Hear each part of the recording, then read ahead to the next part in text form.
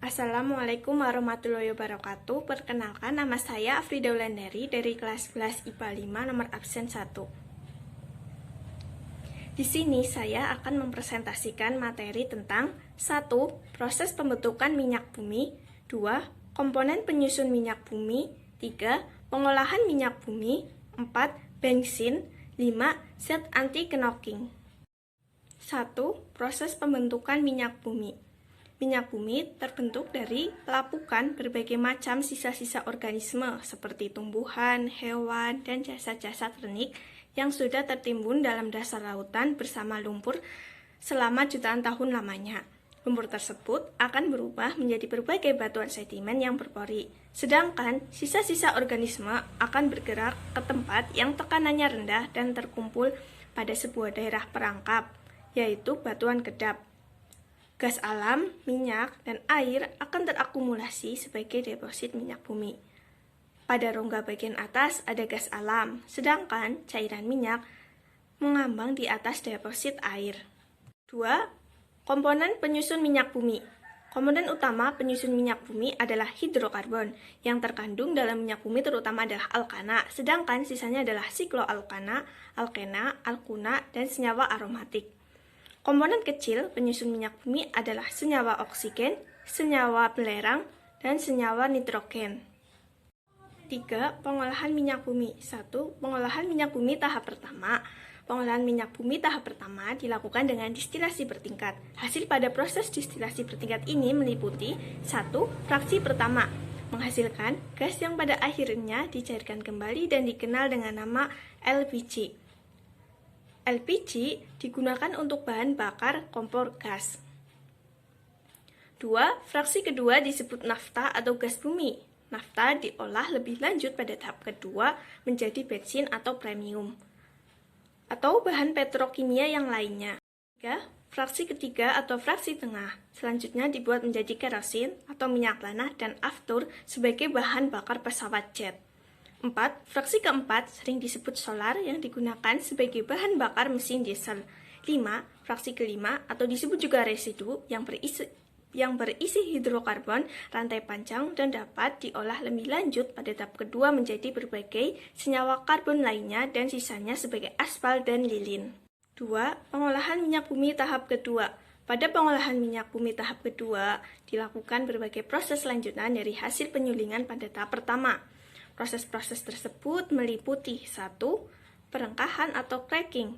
Pada proses perengkahan dilakukan perubahan struktur kimia senyawa-senyawa hidrokarbon yang meliputi pemecahan rantai, alkilasi atau pembentukan alkil, polimerasi atau penggabungan rantai karbon, reformasi atau perubahan struktur, dan isomerisasi atau perubahan isomer. 2. Proses ekstraksi yaitu pembersihan produk dengan menggunakan pelarut sehingga didapatkan hasil lebih banyak dengan mutu lebih baik. 3. Proses kristalisasi yaitu proses pemisahan produk-produk melalui perbedaan titik cairnya. 4. Pembersihan dari kontaminasi atau treating yaitu pembersihan dengan cara menambahkan soda kaustik atau NaOH, tanah liat, atau hidrogenasi. Hasil proses tahap kedua ini dapat dikelompokkan berdasarkan titik didih dan jumlah atom karbon pembentuk rantai karbonnya. Berikut beberapa fraksi hasil pengolahan minyak bumi dan kegunaannya. 4. Bensin. Setiap jenis bensin memiliki mutu yang berbeda. Mutu bahan bakar bensin tergantung kepada jumlah ketukan atau knocking yang ditimbulkannya. Ketukan atau knocking adalah suatu perilaku bahan bakar yang menyebabkan mesin menggelitik, mengurangi efisiensi bahan bakar, dan merusak mesin. Knocking dinyatakan dengan nilai oktan. Bilangan oktan atau octane number merupakan ukuran dari kemampuan bahan bakar untuk mengatasi ketukan sewaktu terbakar dalam mesin. Semakin tinggi nilai oktan berarti semakin sedikit ketukannya dan semakin baik juga mutunya. Untuk menentukan nilai oktan, ditetapkan dua jenis senyawa sebagai pembanding, yaitu isooktana dan normal heptana. Kedua senyawa ini adalah dua di antara banyaknya macam senyawa yang terdapat dalam bensin. Oktan Nama oktan berasal dari oktana, karena dari seluruh molekul penyusun bensin, oktana dapat dikompres sampai volume kecil tanpa mengalami pembakaran spontan. Tidak seperti yang terjadi pada heptana yang dapat terbakar spontan meskipun baru ditekan sedikit. Isooktana menghasilkan ketukan paling sedikit dan diberi nilai oktan 100, sedangkan normal heptana menyebabkan ketukan paling banyak dan diberi nilai 0. Kemudian macam-macam bensin. 1.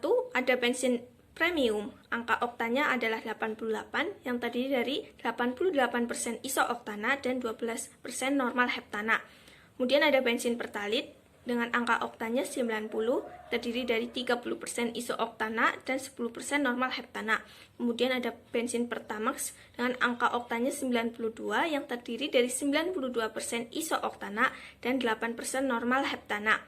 Kemudian ada bensin Pertamax Turbo dengan angka oktannya 98 yang terdiri dari 98% isooktana dan 2% normal heptana. 5. Zat anti-knocking. Zat anti-knocking adalah zat tambahan yang digunakan pada bensin untuk mengurangi ketukan pada mesin. Untuk mengurangi ketukan atau menaikkan bilangan oktana dapat digunakan zat-zat tambahan atau aditif seperti penambahan zat TEL atau tetraetilit, tetapi penggunaan TEL untuk menaikkan kadar oktan menghasilkan buangan berupa timbal yang sangat berbahaya. Karena itu, manusia beralih menggunakan MTBE atau metil tertiary butyl ether. Sekian dari saya. Wassalamualaikum warahmatullahi wabarakatuh.